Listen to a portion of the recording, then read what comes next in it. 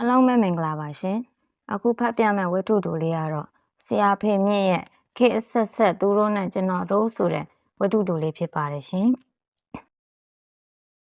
ဒီဝတ္ထုတိုကိုဖတ်ပြဖို့အတွက်ဆရာဖေမြင့်အားဖတ်ပြခွင့်ပြုဖို့အထူးပန်ကြားအပ်ပါတယ်ရှင်ဘတ်ကားပေါ်ကကျွန်တော်ဆင်းလိုက်တော့9 နာရီခွဲပြီစိုက်ကားဂိတ်သို့ရောက်တော့ကျွန်တော်လမ်းလျှောက်လာခဲ့တယ်မြန်မာတက်မိနေတဲ့စိုက်ကားသမားတယောက်ကမေးတယ်ဆရာနောက်တစ်ယောက်စောင့်အောင်မလား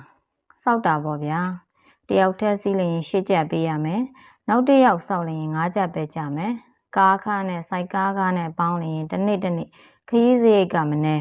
3ကျပ်သက်သာအောင်နည်းနည်းတော့စောင့်ရန်ကျွန်တော်ဆုံးဖြတ်လိုက်တယ်ကဲအလှည့်သမားထွက်ထားလေကျွန်တော်အားနှုတ်ဆက်မေးမြန်းသူကသူ့အပေါင်းအသင်းများဘက်သို့လှည့်ပြီးပြောလိုက်သည်မောင်ရိပ်ခတ်ကြတနေရာက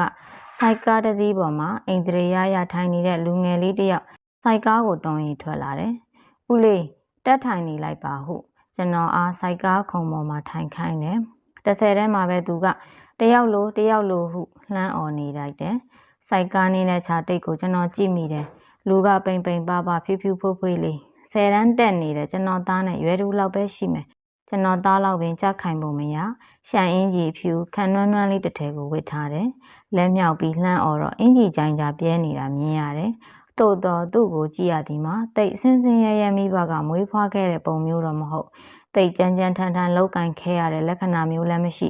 သူဘာကြောင့်စိုက်ကားနင်းနေရတယ်လဲမိဘကရုတ်တရက်အခြေအနေပြတ်သွားလို့လားဘယ်လိုအခြေအနေပြတ်တာမျိုးဖြစ်မလဲအဖေအလုတ်ပြုတ်သွားရည်လားဒါမှမဟုတ်အဖေဆုံးသွားရည်များလားသူ့အမေကဘယ်လိုနေမလဲသူ့အမညီကိုမောင်နှမဘယ်နှယောက်ရှိလိမ့်မလဲသူ့အကြီးဆုံးလားခမရမိသားစုကိုလှုပ်ကြွေးနေရလေသလား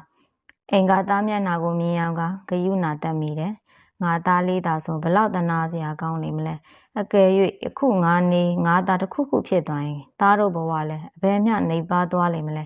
အခုကြည်စမ်းဒီကလေးခမရဒီရွယ်ကလေးလူပုံနုလည်းနဲ့ကလေးနဲ့စိုက်ကားနင်းနေရတယ်သူမိခင်ခမရဘယ်ကြည့်ရနိုင်ပါမလဲသူနင်းတဲ့စိုက်ကားကိုစီးရမှာပဲကျွန်တော်ဝင်လေးလာတယ်ကျွန်တော်ခန္ဓာကိုယ်သူ့ခမရမနဲ့နင်းရလိမ့်မယ်နောက်တစ်ယောက်နဲ့သာဆိုရင်လွယ်မီမဟုတ်အထူးသဖြင့်ဟိုရှင်နာကကုန်းတက်ကိုသူဘယ်လိုနင်းနဲ့တက်နိုင်မီမဟုတ်တယောက်လိုသူကလှမ်းអော်နေတယ်သူ့လေတန်းကခက်မှန်တီငိမ့်ကဲပါကွာခေါ်မနေပါနဲ့တော့တယောက်ထဲပဲသွားတာပေါ့ကျွန်တော်မနေနိုင်၍ပြောလိုက်သည်ကောင်လေးကကျွန်တော်ကိုတစ်ချက်စောင်းငဲကြည့်ပြီးနောက်စိုက်ကားကိုတွန်းရင်ထွက်လာသည်ထို့နောက်နိုင်နေပင်တန်နှင်းခဲ့သည်အလျင်စလုံးမရှိနှေးလည်းမနှေးမြန်လည်းမမြန်စိုက်ကားနင်းနေကြလူတယောက်ရဲ့ကျွမ်းကျင်မှုမျိုးနဲ့စိတ်အေးလက်အိမ်နင်းနေတယ်မစိုးဘူးဒီကလေးကြည့်ရသည်မှာလူပုံပန်းနဲ့မလိုက်အောင်ပင်စိတ်ဓာတ်ကြက်ခိုင်ပုံရတယ်ကောင်းတယ်ဒါမျိုးကိုကျွန်တော်သဘောကျတယ်လူဆိုဒီမှာဘဝကိုရင်ဆိုင်ရသောတတ္တိရှိရလိမ့်မယ်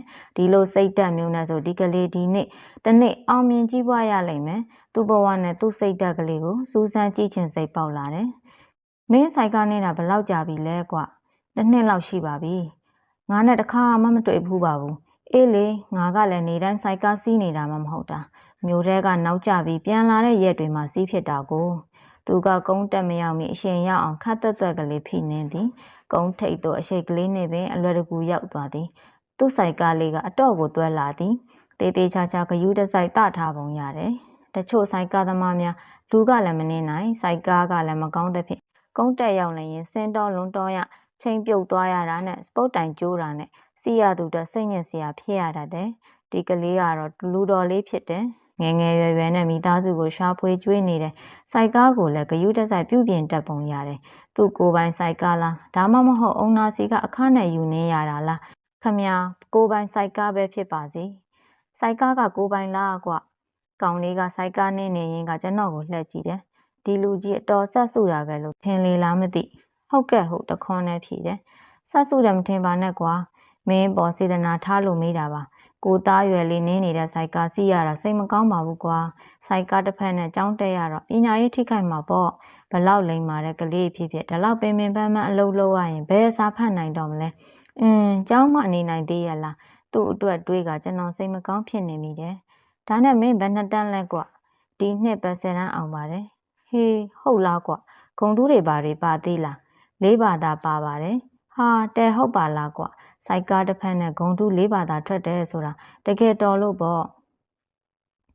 သူများတွေမှာဘာသာဆုံးကျူရှင်ယူပြီးတော့တောင်အောင်ကျင်မှအောင်ကြတာပညာဆိုတာပတ်စံပေးတိုင်းရတာမဟုတ်ဘူးကွ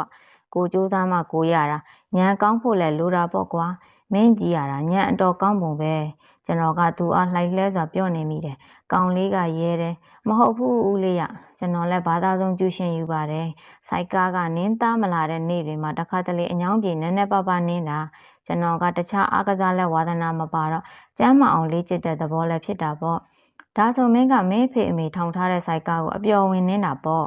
ကောင်လေးကစိုက်ကားကိုအရှိန်လျှော့လိုက်ပြီးကျွန်တော်အားဇက်ရည်လဲအောင်ရှင်းပြတဲ့လေသံမျိုးနဲ့ပြောပြတယ်ဒီစိုက်ကားကကျွန်တော်ကိုယ်ပိုင်စိုက်ကားအစ်စ်ပါဦးလေးကျွန်တော်ပတ်စံနဲ့ဝယ်ပြီးထောင်ထားတာစိုက်ကား၄စီးရှိတယ်လူငါးတဲ့ကတစ်ခါတလေနေမကောင်းလို့ဘာလို့မထွက်နိုင်တဲ့အခါကျွန်တော်လည်းအားနေရင်ခဏတစ်ဖြုတ်ထွက်တယ်ဒီလိုထွက်ခြင်းအဖြစ်စိုက်ကားနင်းနေသူတွေနဲ့ရင်းရင်းနှီးနှီးလည်းရှိတယ်သူတို့လုံပုံကင်ပုံတွေလည်းတီးထားတော့ကိုအလိမ်မခံရဘူးပြီးတော့လည်းတခြားလူအတွေ့အကြုံတွေရတာပေါ့လူအမျိုးမျိုးဘဝအထွေထွေရဲ့စိတ်နေသဘောထားတွေကိုလည်းသိရတယ်။အော်အတော်လာတဲ့ခြာတိတ်ပါလားငါတနာတာနည်းနည်းများသွားပြီကျွန်တော်ကကောင်လေးမျက်နှာကိုတေးသေးချာချာမောကြည့်မိတယ်ဒီကောင်လေးငါမြင်ဖူးတာပဲဘယ်နားမှာပါလိမ့်ဟေ့နေပါအောင်ကွမင်းကဘယ်မှနေတာလဲဈေးကြီးနာကစေတနာဆိုင်လီကောင်လေးကပြုံး၍ပြောသည်ဟုတ်ပါပြီကျွန်တော်ယခုမှသဘောပေါက်တယ်စေတနာဆိုင်ဆိုတာဈေးကြီးရှင်နာကမိသားစုဆိုင်ခန်းတွဲကြီးဖြစ်တယ်စားတောက်ဆိုင်ခန်းမီနီမကတ်လက်ဖက်အကျော်ဆိုင်ဗီဒီယိုတိတ်ခွေငှားဆိုင်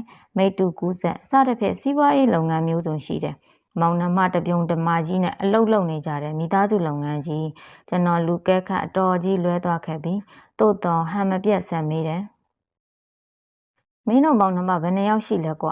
9 ယောက်ပါကျွန်တော်ကအငယ်ဆုံးအကိုကြီးကအဖေတို့နဲ့စားတောက်ဆိုင်လုပ်တယ်အဲ့ဒါကမီယိုဖလာလုပ်ငန်းပေါ့ကျန်တာတွေကကျွန်တော်တို့မောင်နှမတွေကြည်လာမှလုပ်ကြတာမီနီမားကတ်ကအမကြီးဟာဗီဒီယိုကအကိုလက်ဖက်ဆိုင်ကအမလေးမိတူကူးဆက်ကကျွန်တော်လုပ်ငန်းမနစ်ကမှစလုပ်တာစိုက်ကားကတော့ကျွန်တော်ငယ်ငယ်တုန်းကတည်းကထောင်ထားတာပါဟေးမင်းမလည်းငယ်ငယ်တုန်းကဆိုတာရှိသေးလားကွာရှိတာပေါ့ဗျာဦးလေးကလည်းကောင်လေးကရဲပြီးပြောသည်ကျွန်တော်ပထမဆုံးစိုက်ကားတစ်စီးစထောင်းတော့ကျွန်တော်အသက်10နှစ်ပဲရှိသေးတယ်ကျွန်တော်အတော်အောင်သွားသည်ကျွန်တော်ဆိုဒီမှာစာနယ်ဇင်းများထက်မှအောင်မြင်ရေးကြီးပွားရေးစောင်းပါးတွေမပြတ်ရေးနေတဲ့ကောင်တစ်ကောင်ဖြစ်တယ်နိုင်ငံတကာကကြီးပွားကြသူတွေအကြောင်းကြံဉာဏ်ကောင်းသူဝိရိယကောင်းသူတွေအကြောင်းကိုမြန်မာလူငယ်တွေအားလုံးအတူယူဖြစ်အောင်နိုင်ငံတကာစာအုပ်စာတမ်းများထက်ကကျွန်တော်မြင်ညံ့ရေးသားခဲ့တာအတော်ပင်ကြာခဲ့ပြီ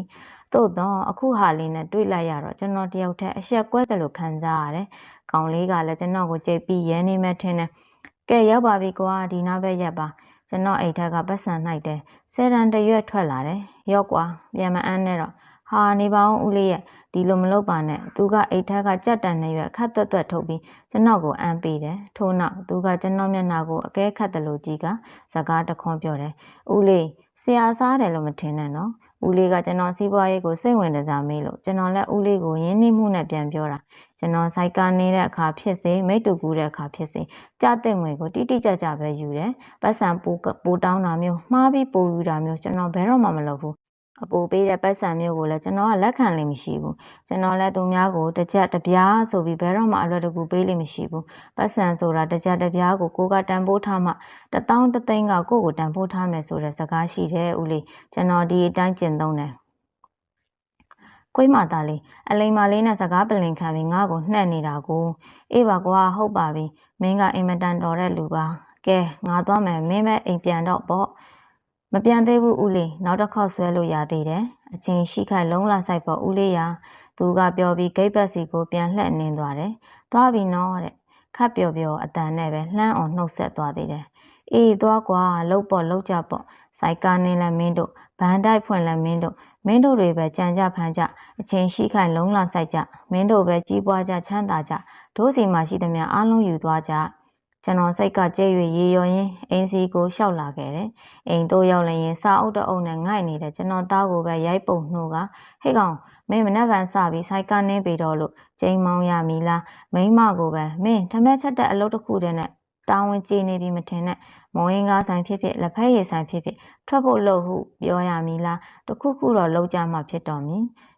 သို့တော့အိမ်မှာလည်းအယံပြောရတော့ဖြစ်မည်မဟုတ်တော့ကြကိုယ့်ဘက်လှက်လာလိမ့်မည်ကိုကစကားတခွန်းစယုံရှိသည်ရှင်အယံမူးလာပြီးကကြီးကကြောင်နေလျှောက်ပြောမနေနဲ့ရှင်ဒီလိုပဲနေတိုင်းမူးနေမှဆိုရင်စသဖြင့်အော်ကြီးဟစ်ကြတွေလျှောက်ပြောနေရင်ကျွန်တော်ပဲအရှက်ကွဲမည်ကိုပြန် break အုပ်ကဒီနေလမ်းမှာကျွန်တော်ဘာဘဟုတုတမှမရခက်သလိုခက်ကုတ်ပဲအိမ်ပေါ်ပြန်တက်ခဲ့ပါတော့တယ်